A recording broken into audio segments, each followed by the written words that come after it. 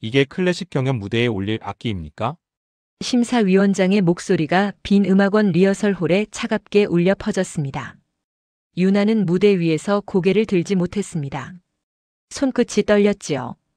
17살 소녀의 두 손은 낡은 가야금 위에 얹어져 있었습니다.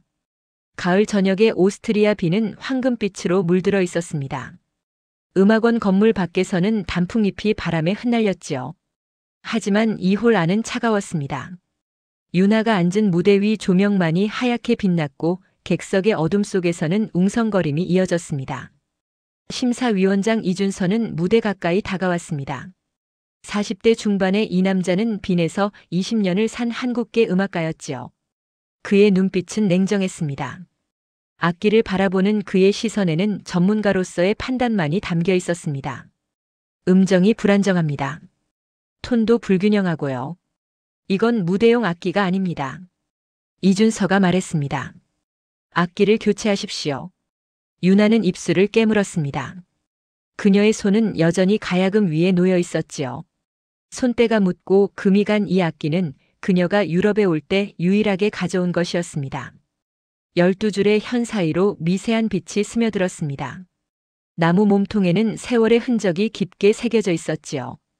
유나는 고개를 숙인 채 속으로 되뇌었습니다. 이 가야금은 엄마 손으로 만든 거예요. 버릴 수 없어요. 부산 영도의 작은 분식집에서 어머니는 밤마다 이 악기를 깎았습니다. 손에 굳은 살이 박이도록 딸이 음악을 할 수 있도록 만든 것이었지요. 객석에서는 속삭임이 계속됐습니다. 유럽 각국에서 모인 청중들은 이 낯선 동양 악기를 낯설어했습니다. 누군가는 스마트폰을 꺼내 사진을 찍었고 누군가는 고개를 저었지요. 시작하겠습니다. 유나가 작게 말했습니다. 이준서는 한숨을 쉬며 자리로 돌아갔습니다. 그는 심사용지에 뭔가를 적었지요. 아마도 감점 항목이었을 겁니다. 유나는 숨을 깊이 들이마셨습니다. 그리고 첫 현을 뜯었습니다. 소리가 울렸습니다.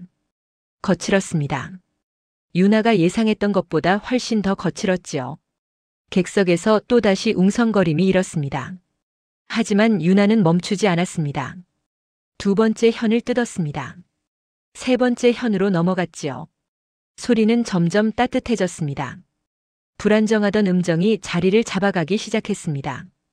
유나의 손끝에서 흘러나온 선율은 마치 오래된 이야기를 들려주듯 천천히 공간을 채웠습니다.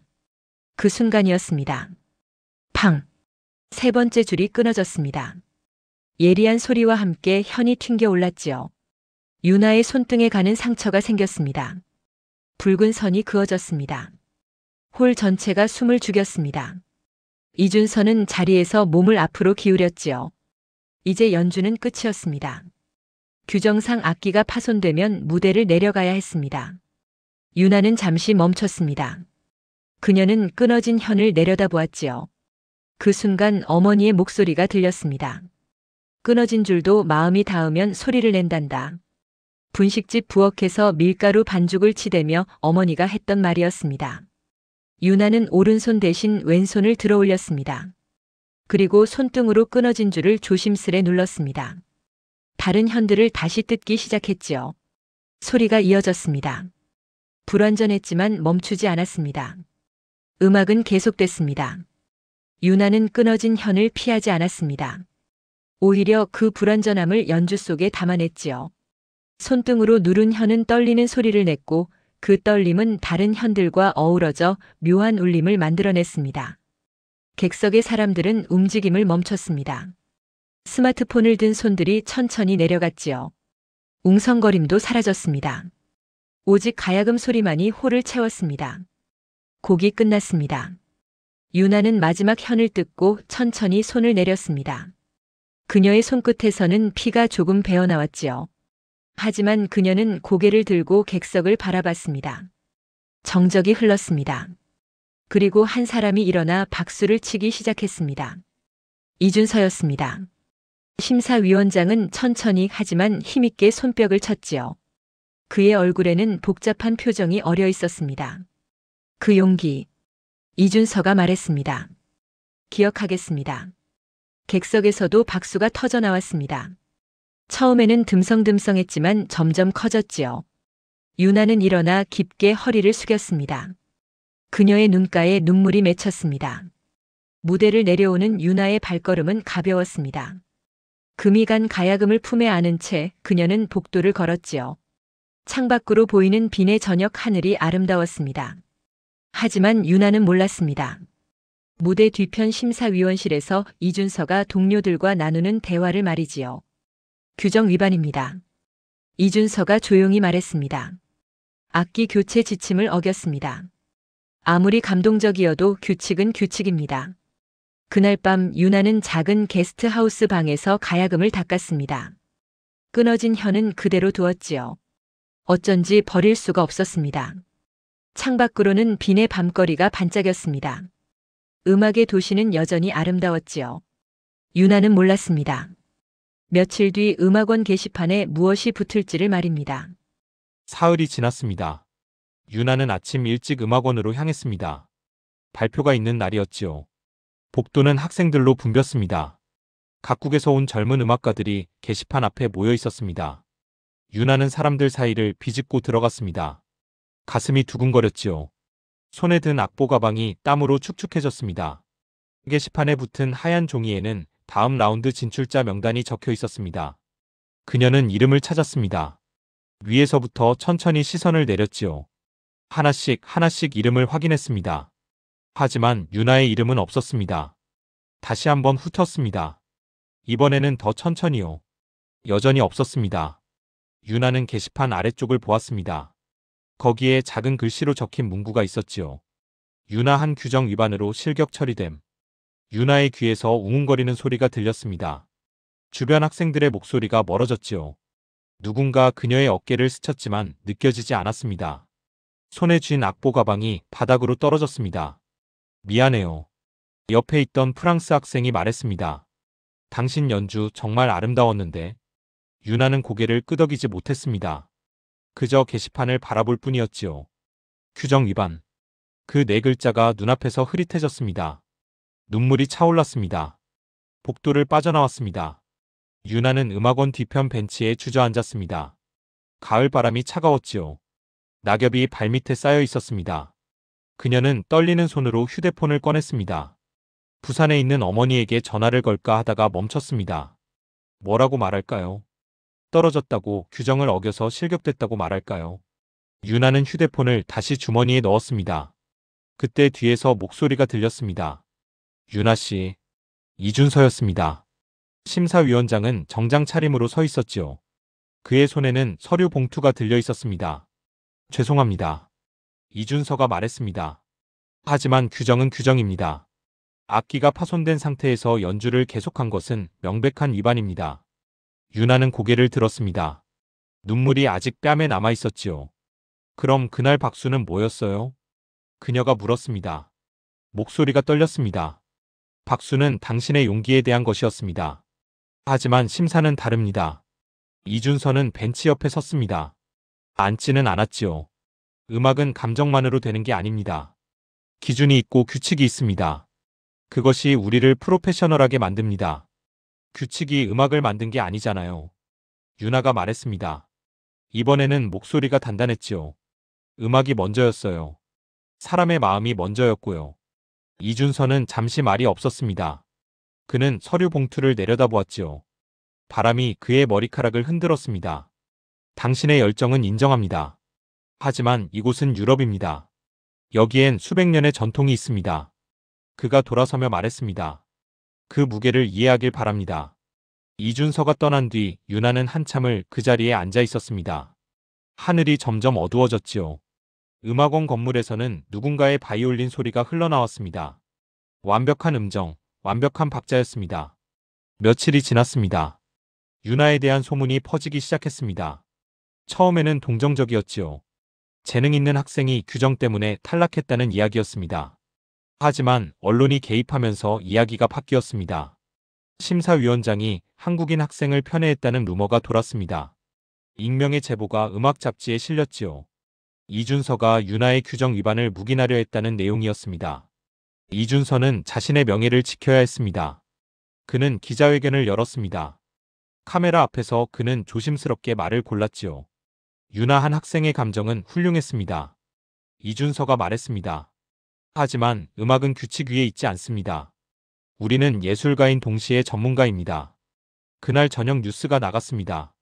유나는 게스트하우스 방에서 노트북으로 그 장면을 봤지요. 이준서의 얼굴이 화면에 가득 찼습니다. 그의 말 한마디 한마디가 유나의 가슴을 찔렀습니다. 유나는 노트북을 덮었습니다. 방 한구석에 놓인 가야금을 바라봤지요. 금이 간 악기는 여전히 그 자리에 있었습니다. 끊어진 현도 그대로였습니다. 결심했습니다. 유나는 짐을 쌌습니다. 많지 않았지요. 옷 몇 벌, 악보 몇 장, 그리고 가야금. 그것이 전부였습니다. 다음 날 아침 유나는 음악원 사무실에 서류를 냈습니다. 자퇴서였지요. 직원은 놀란 표정으로 그녀를 바라봤습니다. 다시 생각해 보시는 게 괜찮아요. 유나가 말했습니다. 전 다른 곳에서 음악을 할 거예요. 빈을 떠났습니다. 기차를 타고 북쪽으로 향했지요. 창밖으로 오스트리아의 풍경이 지나갔습니다. 산과 들판, 작은 마을들.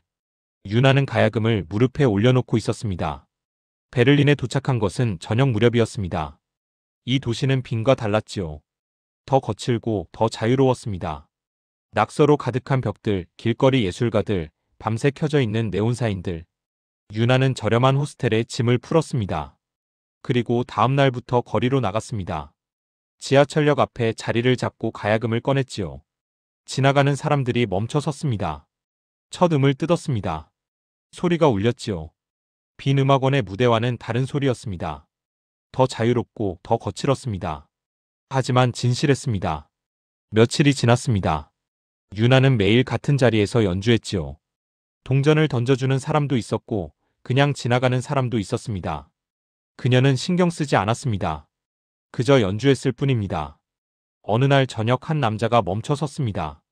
30대 초반으로 보이는 그는 큰 가방을 메고 있었지요. 유나의 연주가 끝날 때까지 그 자리에 서 있었습니다. 놀랐군요. 그가 말했습니다. 독일어 억양이 있는 영어였지요. 이 소리, 녹음해도 될까요? 유나는 고개를 들어 그를 봤습니다. 남자는 명함을 꺼냈습니다. 루카 하일리의 음향 엔지니어. 당신의 음악엔 미래가 있어요. 루카가 말했습니다. 함께 작업하지 않겠습니까? 유나는 명함을 받아들었습니다. 손끝이 떨렸지요. 새로운 시작일까요? 아니면 또 다른 함정일까요? 그녀는 알 수 없었습니다. 루카의 스튜디오는 베를린 동쪽 끝 오래된 공장 건물 안에 있었습니다. 유나가 처음 그곳을 방문한 날 철제 계단을 오르며 녹슨 냄새를 맡았지요. 하지만 문을 열자 다른 세계가 펼쳐졌습니다. 벽면을 가득 채운 모니터들, 천장에 매달린 각종 마이크들, 구석구석 놓인 신시사이저와 믹싱 콘솔. 유나는 입을 다물지 못했습니다. 이곳은 그녀가 알던 음악 공간과 완전히 달랐지요. 놀랍죠? 루카가 웃으며 말했습니다. 그는 커피 2잔을 들고 왔지요. 여기서 당신의 소리를 새롭게 태어나게 할 겁니다. 유나는 조심스럽게 스튜디오 안을 둘러봤습니다. 한쪽 벽에는 세계 각국의 악기들이 걸려 있었습니다. 아프리카 드럼, 인도의 시타르, 남미의 차랑고. 그 사이에 자리가 하나 비어 있었지요. 당신의 가야금을 위한 자리입니다. 루카가 말했습니다. 처음 며칠은 단순한 녹음이었습니다. 유나는 스튜디오 중앙에 앉아 연주했지요. 루카는 여러 각도에서 마이크를 설치했습니다. 가야금의 몸통 울림, 현의 떨림, 손가락이 줄을 뜯는 순간의 미세한 소리까지 모두 담았습니다. 완벽해요. 루카가 녹음을 재생하며 말했습니다. 이제 진짜 작업을 시작해볼까요? 그날부터 변화가 시작됐습니다. 루카는 녹음된 가야금 소리를 컴퓨터로 불러왔습니다. 화면에 파형이 나타났지요. 그는 마우스를 움직이며 소리를 자르고 느리고 겹쳤습니다. 유나는 헤드폰을 끼고 그 소리를 들었습니다. 낯설었습니다. 분명 자신이 연주한 소리인데 전혀 다른 무언가로 변해 있었지요. 전자음이 더해졌고 리버브가 과하게 걸렸으며 비트가 깔렸습니다. 이건... 유나가 말을 멈췄습니다. 이건 제가 아는 소리가 아니에요. 바로 그겁니다. 루카가 의자를 돌려 그녀를 봤습니다. 이제 세상은 전통적인 소리만 원하지 않아요. 융합을 원하죠. 당신의 가야금과 현대 음악의 만남. 이게 세계가 듣고 싶어하는 소리입니다. 유나는 헤드폰을 벗었습니다. 불안했지요. 어머니가 만든 가야금의 소리는 따뜻하고 소박했습니다. 하지만 지금 들리는 소리는 차갑고 복잡했습니다. 한 번만 믿어주세요. 루카가 말했습니다. 당신을 세계적인 아티스트로 만들어 드릴게요. 일주일이 지났습니다. 작업은 계속됐지요. 유나는 매일 스튜디오에 왔습니다. 루카의 요구는 점점 구체적이었습니다. 더 빠르게 연주하라, 더 강하게 뜨드라, 이 부분을 반복하라. 어느 날 저녁 루카가 서류를 꺼냈습니다. 두툼한 계약서였지요. 이제 공식적으로 시작할 때입니다. 그가 말했습니다. 이 계약서에 사인하면 우리는 파트너가 되는 겁니다. 유나는 계약서를 받아들었습니다. 독일어와 영어가 섞여 있었지요. 법률 용어들이 빼곡했습니다. 그녀는 천천히 읽기 시작했습니다. 대부분은 일반적인 내용이었습니다. 작업 기간, 수익 배분, 저작권 관리. 하지만 5페이지째에서 유나의 눈이 멈췄습니다. 본 계약으로 제작된 모든 음원의 저작권은 루카 하일리히에게 귀속됨. 유나가 그 문장을 다시 읽었습니다. 확실히 그렇게 적혀 있었지요. 이 부분이. 그녀가 말했습니다. 제 연주인데 왜 저작권이 당신 거예요? 루카는 잠시 침묵했습니다. 그러다 부드럽게 웃었지요. 당신은 연주자고 저는 프로듀서입니다. 원석을 다듬어 보석으로 만드는 사람은 저예요. 업계에서는 일반적인 관행입니다. 하지만 걱정 마세요. 수익은 공평하게 나눕니다. 오히려 제가 마케팅과 프로모션을 다 맡으니까 당신은 음악에만 집중하면 돼요. 유나는 펜을 들었다가 내려놓았습니다. 뭔가 찜찜했지요. 하지만 루카의 말도 일리가 있었습니다. 그녀는 비즈니스를 몰랐고 이 낯선 도시에서 혼자였습니다. 생각할 시간을 주세요. 유나가 말했습니다. 루카의 표정이 잠깐 굳었습니다. 하지만 곧 밝게 웃었지요. 물론이죠. 천천히 생각하세요. 그날 밤 유나는 호스텔로 돌아와 계약서를 다시 읽었습니다. 밤새 읽고 또 읽었지요. 하지만 결론을 내릴 수 없었습니다. 며칠이 지났습니다. 유나는 계약서에 사인하지 않았습니다. 대신 스튜디오에는 계속 나갔지요. 루카는 더 이상 계약 이야기를 꺼내지 않았습니다. 그저 평소처럼 작업을 이어갔습니다. 어느 날 오후 유나가 스튜디오에 도착했을 때 루카는 자리에 없었습니다. 컴퓨터는 켜져 있었지요. 화면에는 편집 중인 음악 파일이 떠 있었습니다. 유나는 헤드폰을 끼고 재생 버튼을 눌렀습니다. 자신의 연주가 들렸지요. 하지만 뭔가 이상했습니다. 이건 며칠 전 녹음한 게 아니었습니다. 지난주 루카가 자리를 비웠을 때 혼자 연습한 연주였습니다. 유나의 가슴이 철렁했습니다. 스튜디오 곳곳에 설치된 마이크를 둘러봤지요. 빨간 불이 켜져 있었습니다. 녹음 중이었던 겁니다. 계속해서요. 그때 문이 열렸습니다. 루카가 커피를 들고 들어왔지요.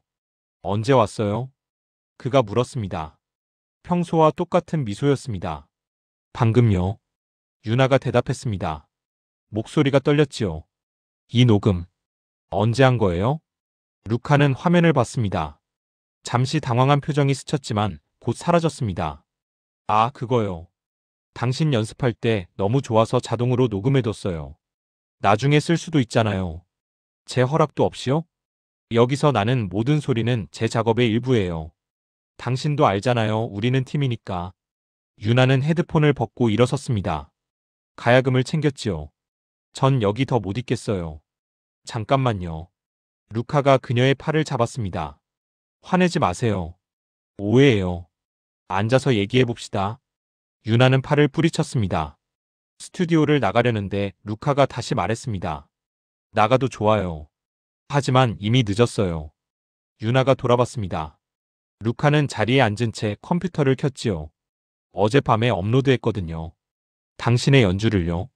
화면에 동영상이 떠올랐습니다. 제목은 이스턴 스트링즈 REIMAGINED 바이 루커 하일릭이었습니다. 조회수는 이미 10만을 넘어서고 있었지요. 유나의 손에서 가야금 케이스가 떨어질 뻔했습니다. 영상 속에는 분명 자신의 연주가 흐르고 있었습니다. 하지만 크레딧에는 루카의 이름만 있었습니다. 연주자 표기조차 없었지요. 제 이름이 없어요. 유나가 속삭였습니다. 아직은요. 루카가 말했습니다. 계약서에 사인하면 파트너로 올려드릴게요. 하지만 지금은 글쎄요, 누가 연주했는지는 중요하지 않아요. 중요한 건 이 음악이 세상에 나왔다는 거죠. 유나는 말을 잃었습니다. 벽에 걸린 세 개 각국의 악기들이 보였지요. 그 악기들도 이렇게 됐을까요? 주인 없는 소리로 변해 루카의 작품이 됐을까요? 이건 절도예요. 유나가 말했습니다. 예술이에요, 유나. 루카가 의자를 돌려 그녀를 똑바로 봤습니다. 감정은 중요하지 않아요. 세상은 결과만 봅니다. 그리고 이 결과는 완벽해요. 유나는 가야금 케이스를 들어 올렸습니다. 무거웠지요. 하지만 그녀는 힘을 주어 들었습니다. 당신은 소리를 훔친 거예요. 그녀가 말했습니다. 그리고 이건 끝이에요. 문을 박차고 나왔습니다. 계단을 내려가는 유나의 발걸음이 울렸지요. 뒤에서 루카의 목소리가 들렸습니다. 후회할 거예요. 당신은 세상에 맞지 않아요. 유나는 돌아보지 않았습니다. 공장 건물을 빠져나와 베를린의 거리로 나왔습니다. 석양이 지고 있었지요. 하늘이 붉게 물들었습니다. 그녀는 한참을 걸었습니다. 어디로 가는지도 몰랐습니다. 그저 걸었을 뿐이지요. 손에 든 가야금 케이스가 점점 무거워졌습니다. 하지만 놓을 수 없었습니다. 이게 엄마가 만든 거예요. 이게 제 소리예요. 유나는 속으로 되뇌었습니다. 눈물이 흘렀지요. 며칠이 지났습니다. 유나는 호스텔 방에 틀어박혀 있었습니다. 창밖으로는 베를린의 가을비가 내렸지요. 빗소리가 창문을 두드렸습니다. 그녀는 노트북 화면만 바라봤습니다. 루카의 영상은 계속 조회수가 올라갔습니다. 200만, 300만, 500만. 댓글에는 찬사가 가득했지요. 천재적인 융합이다. 동양과 서양의 완벽한 만남. 루카 하일리히는 역시 혁신가야. 유나의 이름은 어디에도 없었습니다. 누구도 묻지 않았지요. 누가 그 현을 뜯었는지, 누구의 손에서 그 소리가 나왔는지. 노트북을 덮었습니다. 유나는 침대에 누웠습니다. 천장을 바라봤지요. 금이 간 페인트가 거미줄처럼 퍼져 있었습니다. 휴대폰이 울렸습니다. 부산에서 온 전화였습니다. 어머니였지요. 여보세요? 유나가 받았습니다. 목소리가 쉬어 있었습니다. 하야. 어머니의 목소리가 떨렸습니다. 엄마, 무슨 일이에요? 가게가 불났어. 유나는 벌떡 일어났습니다. 가슴이 쿵 내려앉았지요. 뭐라고요? 어젯밤에 전기 합선이었나 봐. 다 탔어. 주방도 홀도 다. 어머니가 흐느꼈습니다. 전화기 너머로 코 푸는 소리가 들렸지요. 다친 데는 없으세요? 난 괜찮아. 그런데 하야. 가게를 다시 차릴 돈이. 말이 끊겼습니다. 유나는 입술을 깨물었지요. 그 분식집이 없다면 어머니는 어떻게 살까요? 평생 그 가게 하나로 유나를 키웠는데. 엄마, 제가 돈 보낼게요. 유나가 말했습니다. 아니야, 괜찮아. 내가 어떻게 돈을. 제가 방법을 찾을게요. 걱정하지 마세요. 전화를 끊었습니다. 유나는 휴대폰을 꽉 쥐었습니다. 손이 떨렸지요.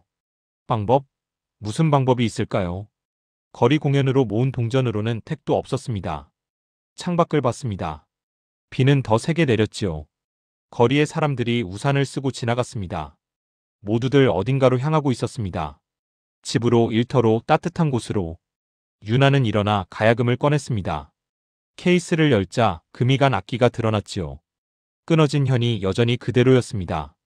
손가락으로 조심스럽게 만졌습니다. 현을 뜯었습니다. 소리가 났지요. 하지만 이상했습니다. 평소와 다른 소리였습니다. 음정이 흔들렸고 울림이 약했습니다. 다시 뜯었습니다. 역시 마찬가지였지요. 유나는 당황했습니다.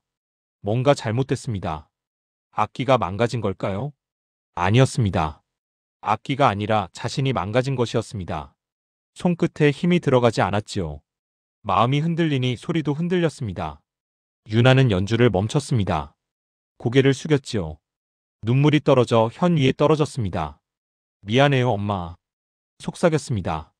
저 아무것도 못해요. 그날 밤 유나는 잠들지 못했습니다. 창가에 앉아 밤거리를 바라봤지요. 네온 사인이 깜빡였습니다. 어디선가 음악 소리가 들렸습니다. 클럽에서 흘러나오는 전자음이었습니다. 문득 루카의 말이 떠올랐습니다. 당신은 세상에 맞지 않아요. 맞는 말일지도 몰랐습니다. 유나는 너무 순진했지요. 규칙을 어기면 퇴출당하고 사람을 믿으면 이용당했습니다. 이 세상에서 음악만으로는 살아갈 수 없었습니다. 다음 날 아침 유나는 결심했습니다. 루카를 찾아가기로요. 스튜디오로 향했습니다. 익숙한 공장 건물이 보였지요. 계단을 올라갔습니다. 손에는 아무것도 들지 않았습니다.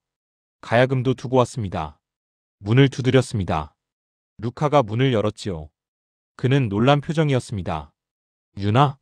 얘기 좀 해요. 유나가 말했습니다. 목소리가 평평했습니다. 루카는 문을 열어주었습니다. 스튜디오는 며칠 전과 똑같았지요. 다만 벽에 걸린 가야금 자리가 비어 있었습니다. 무슨 일이에요? 루카가 물었습니다. 계약서요. 유나가 말했습니다. 사인할게요. 루카의 눈빛이 변했습니다. 잠시 침묵이 흘렀지요. 마음을 바꿨군요. 조건이 있어요. 유나가 말을 이었습니다. 계약금을 먼저 주세요. 그리고 제 이름을 크레딧에 넣어주세요. 루카는 의자에 앉았습니다. 손가락으로 책상을 톡톡 두드렸지요. 계약금은 가능해요. 하지만 크레딧은 그가 고개를 저었습니다. 이미 업로드된 영상들이 있어요. 지금 와서 크레딧을 바꾸면 혼란이 생깁니다. 그냥 이대로 가는 게 나아요. 그럼 안 돼요. 유나가 단호하게 말했습니다. 제 이름이 없으면 의미가 없어요. 의미? 루카가 비웃었습니다. 유나, 당신은 아직도 이해를 못하는군요. 이건 예술이에요, 감정이 아니라. 누가 만들었는지는 중요하지 않아요. 중요한 건 작품 자체예요. 그 작품은 제 마음에서 나온 거예요. 그리고 제 기술로 완성된 거예요. 루카가 일어섰습니다. 그는 유나에게 다가왔지요. 솔직히 말할게요. 당신 없어도 이 일은 계속할 수 있어요. 다른 연주자를 찾으면 돼요. 하지만 저 없이 당신은 뭐예요? 거리의 악사일 뿐이에요. 유나의 손이 떨렸습니다. 주먹을 쥐었지요. 루카의 말이 칼처럼 찔렀습니다. 나가세요. 루카가 말했습니다. 그리고 다시는 오지 마세요. 당신 같은 감상주의자는 필요 없어요. 유나는 돌아섰습니다. 문으로 향했지요. 손잡이를 잡았습니다. 그리고 멈췄습니다.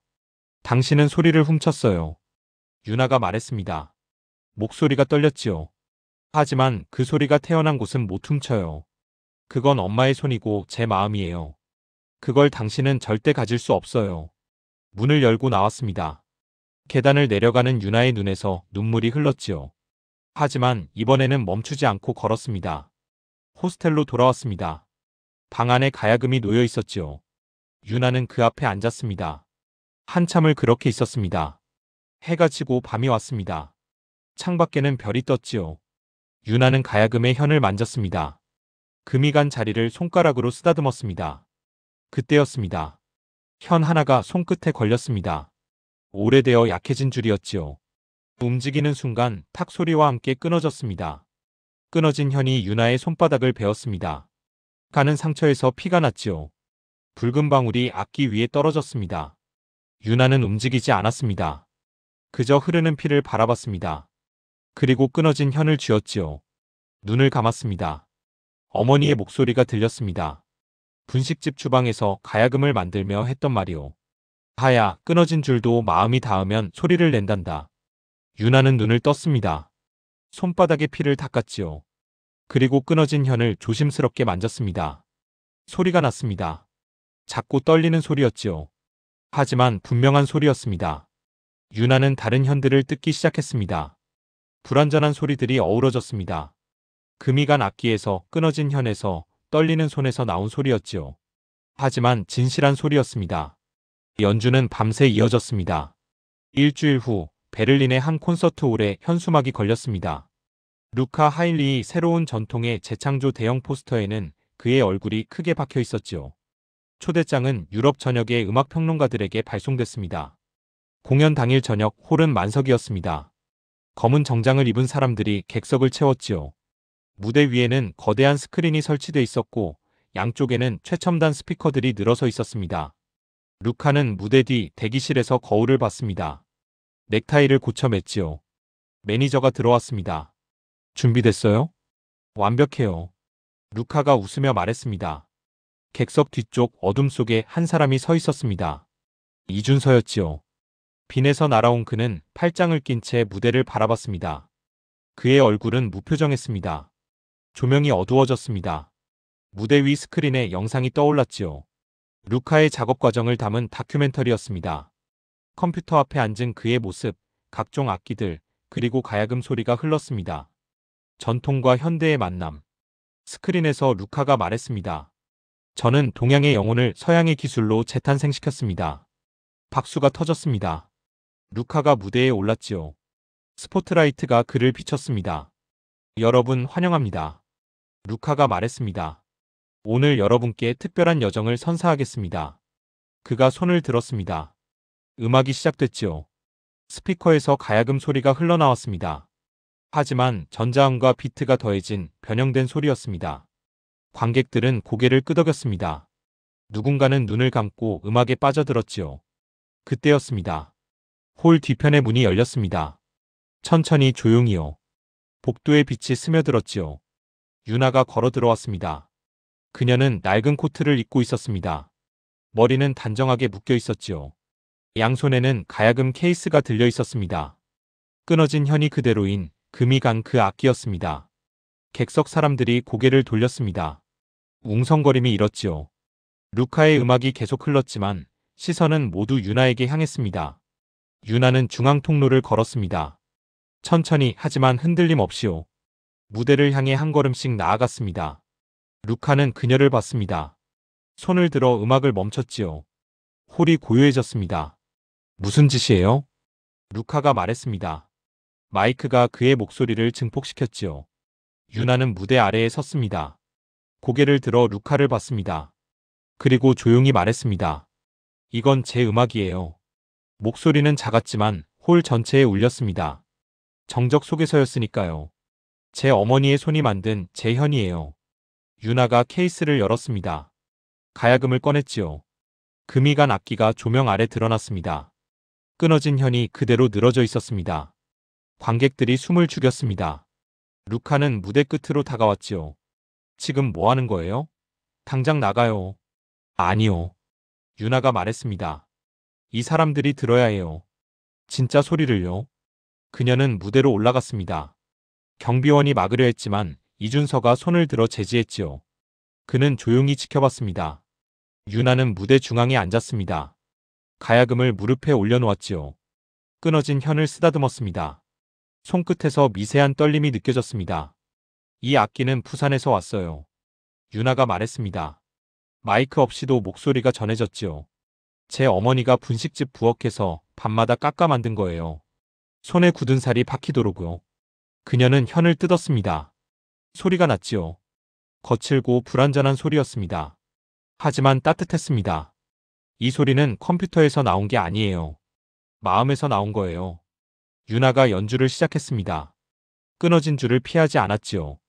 오히려 그 불완전함을 품었습니다. 손등으로 끊어진 현을 누르고 다른 손으로 온전한 현들을 뜯었습니다. 음악이 흘렀습니다. 루카의 전자음과는 완전히 달랐지요.